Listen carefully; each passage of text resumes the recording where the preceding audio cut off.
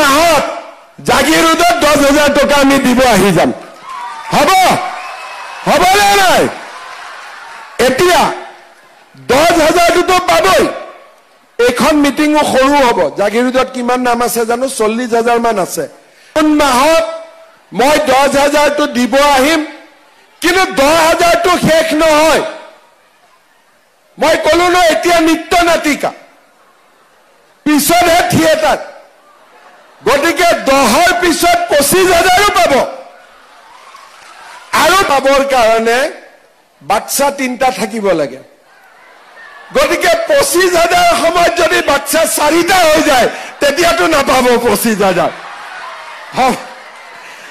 যোৱা পৰহি দিনাখন মই কলিয়াবৰত আছিলো এটা আমাৰ মুছলমান সম্প্ৰদায়ৰ ল'ৰা আমাৰ কৰ্মী বোলে দাদা এতিয়াতো মোৰ 2টা বাচ্চা হল 2টাই ছোৱালী হল এটাতো ল'ৰা লাগিব এটা কি কৰা যাব মই ঠিক আছে আৰু এটা চেষ্টা কৰ আল্লাহ দিলে ল'ৰা হ'ব দে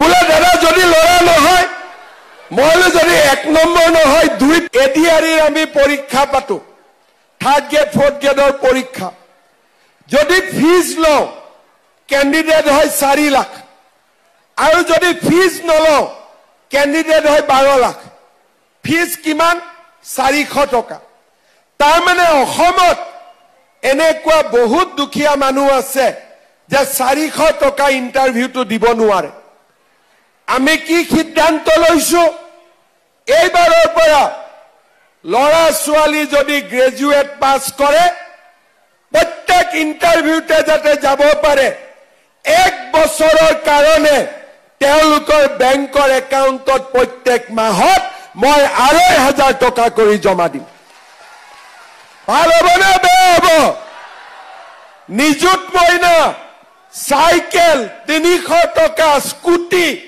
আৰু এতিয়া 2,500 টকা কৰি মাহত জমা কলেজৰ এডমিশনৰ ফিজ নাই অৰুণোদয় গেছ নিমখ চেনি দালি তেলটো ওলাই গৈছিল নে মুখেদি সেইকাৰণে ৰখাই দিছো নহলে আকৌ জাৰ্নেলিষ্ট বিলাকে ল'ব নহয় পিছত মই এতিয়া ৰাইজক কৈ আছো যে এই 5 বছৰটো মই প্ৰথম মুখ্যমন্ত্ৰী নিয়মো নাজানো মই ভাবো তৰুণ গগৈ কৰিব নোৱাৰা কামনো মই কেনেকৈ কৰিম চাওঁতে দেখিলো ইমান টান কাম নহয় নোহোৱা কামবিলাক কৰিয়ে দিলো সেইকাৰণে এইবাৰ মই ৰাইজক কৈছো যে এই 5 বছৰ নিত্য নাটিকাহে আছিল অহাবাৰহে আচল নাটক দেখা পাব ৰাইজে তাৰমানে যি মুখেদি ওলাব তাকে কৰি দিম কংগ্ৰেছে মাজে মাজে মোক কয় এই হিমন্ত বিশ্ব শৰ্মাই সপোনত যি দেখি পিছদিনাই তাকে কৈ দিয়ে এতিয়া মই কি কৰিম ভগৱানে যদি ভাল সপোন দেখুৱাই থাকে ভগৱানে লুঙিৰ সপোন দেখুৱালে লুঙি দেখিলেতেন ভগৱানে বিনা পইচাত চাকৰিৰ সপোন দেখুৱাই গতিকে বিনা পইচাত চাকৰি দি আছো ভগৱানে ধুতিৰ সপোন নেদেখুৱাই অৰুণোদয়ৰ সপোন দেখুৱাই দিয়ে গতিকে অৰুণোদয় দি আছো বেয়া কৰিছো নেকি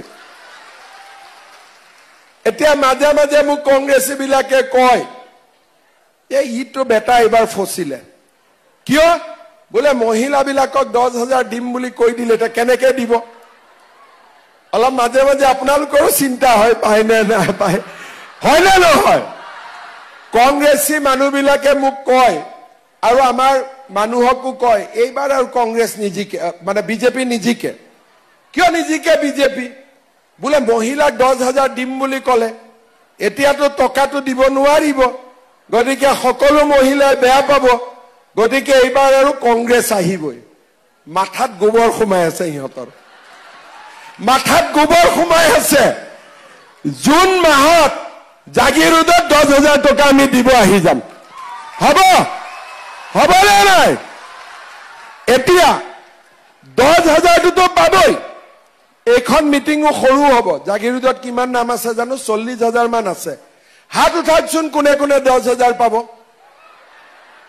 অলপ ডাঙৰ কৰি হাত উঠাক বাপৰে আৰুতো বহুত আহাই নাই বহুতে মেম্বাৰ উঠিছে ইলেকশ্যনত ঘূৰি আছে গতিকে এখন মিটিংও সৰু হ'ব জুন মাহত মই 10,000টো দিব আহিম, কিন্তু 10,000টো শেষ নহয়। মই কলো ন এতিয়া নিত্য নাটিকা, পিছতহে থিয়েটাৰ, গতিকে 10ৰ পিছত 25,000ও পাব, আৰু 25ৰ পিছত 50,000ও পাব। কিন্তু কোনে কোনে নাপাব? 10,000টো পাবৰ কাৰণে বাচ্চা 3টা থাকিব লাগে। গতিকে 25,000 সময়ত যদি বাচ্চা 4টা হৈ যায় তেতিয়াতো নাপাব 25,000। যোৱা পৰহি দিনাখন মই কলিয়াবৰত আছিলো, এটা আমাৰ মুছলমান সম্প্ৰদায়ৰ ল'ৰা, আমাৰ কৰ্মী, বোলে দাদা এতিয়াতো মোৰ 2টা বাচ্চা হ'ল, 2টাই ছোৱালী হ'ল, এটাতো ল'ৰা লাগিব, এতিয়া কি কৰা যাব? মই বোলো ঠিক আছে, আৰু এটা চেষ্টা কৰ, আল্লাহ দিলে ল'ৰা হ'ব দে। বোলে দাদা যদি ল'ৰা নহয়, মই বোলো যদি 1 নম্বৰ নহয়, 2ত নহয়, 3 নহয়, তাৰমানে আল্লাহ তোক জীৱনত ল'ৰা নিদিয়ে। ঠিক কৈছো নে নাই? মই আমাৰ চৰকাৰখনে আজি প্ৰথমবাৰ অসমত কোনো চৰকাৰে নোকোৱা কাম আজি আমি কব সাহস কৰিছো। আগতে মানুহে ভাবে যদি হাক দিও 11 বছৰ ছোৱালীক বিয়া দিব নালাগে, 12 বছৰ ছোৱালীক বিয়া দিব নালাগে, কিজানি ভোট নিদিয়ে। ভোটৰ কাৰণে ৰাজনীতি নহয়, ৰাজনীতি হয় মানুহৰ কাৰণে। আজি আমি নিয়ম কৰিছো 11-12 বছৰত কোনোবাই যদি কাবাক বিয়া কৰায় সি জেলতে গৈ হনিমুন কৰিব লাগিব, সি জেলৰ ভিতৰত সোমাব লাগিব।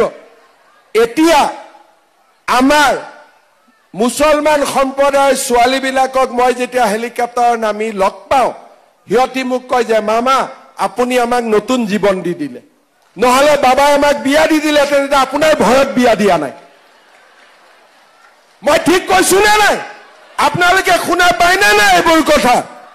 আজি তাৰ ফলত যোৱাকালি এটা লৰাই কৈছে এই যে আপুনি অৰুণোদয় দি দি আমাৰ মহিলাবিলাকক বেয়া কৰি দিলে, আমাৰ কথা নুশুনে। মানে হয় নেকি? তেতিয়া ভৱিষ্যতে অৰুণোদয় ডাবল কৰি দিব লাগিব, যাতে তহঁতৰ কথা একো নুশুনা হৈ যায়। কথাটো কি? মহিলাগৰাকীয়ে বাচ্চা জন্ম নিদিয়ে, সিহঁতি দিব খোজে বাচ্চা জন্ম, সেইটোহে কথা নুশুনে, বেলেগটো নাই। আৰে 12 বছৰ, 15 বছৰ, 16 বছৰত 12টা বাচ্চাৰ মাক কেনেকে হ'ব মোক কওকচোন। আগতে ছোৱালীয়ে কোৱা সাহস নকৰিছিল, এতিয়া মামাৰ দমত ডাইৰেক্ট কৈ দিয়ে, হেই যদি কৰ মামাক লগাই দিম, হোৱাটছআপ দি দিম। আজি সেইকাৰণে আমাৰ অসমৰ পৰিৱৰ্তন হৈছে। সকলো মানুহ ফূৰ্তিত থাকে, এতিয়া হিন্দুৰ মহিলাও ফূৰ্তিত থাকে।